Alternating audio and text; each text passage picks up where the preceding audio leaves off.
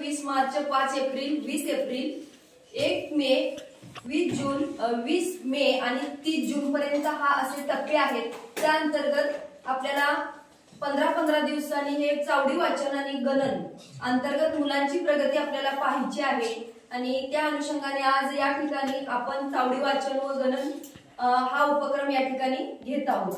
तर प्रथम मी गौरीला बोलवते। गौरी,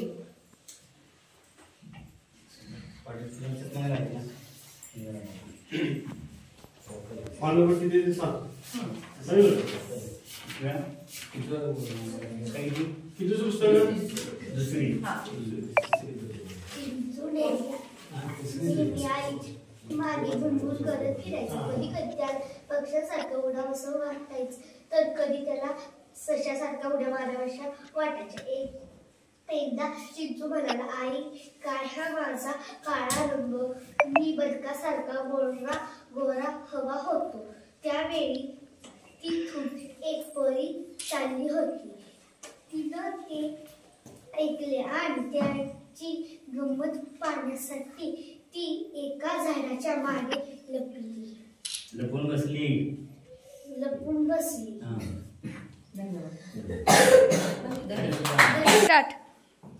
आई म्हणाली, आपल्या जंगलात रामू होती सगळ्यात बुद्धिमान समजला जातो। त्याला जाऊन विचार।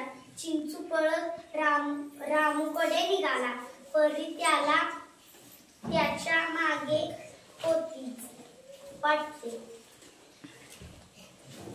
त्याला मोर दिसला। चिंचू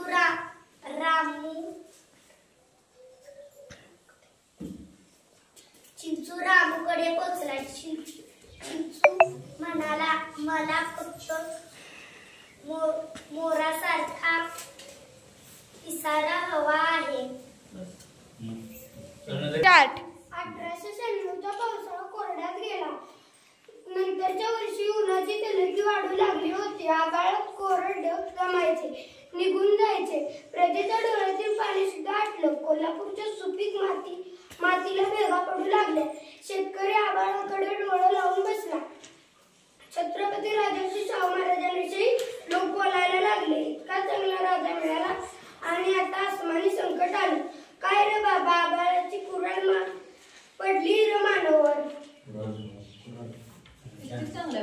झाडी लावली होती, त्या झाडांवर मधमाशी, कोकीळ, खारुताळ, चिमणी व कावळा जात होते। त्या झाडांभोवती मुंग्याही जात होत्या। त्या सर्वांची खूप मैत्री होती। एके दिवशी एक मुंगी बाहेर फिरायला गेली।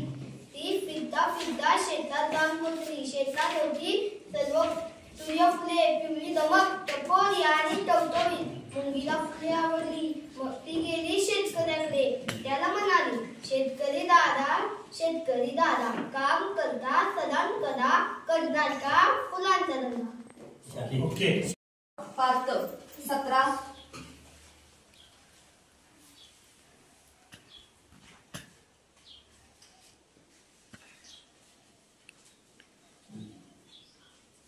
25,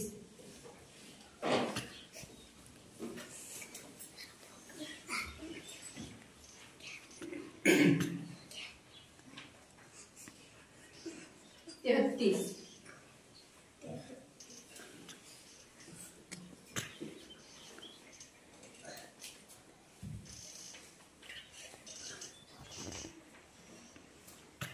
47,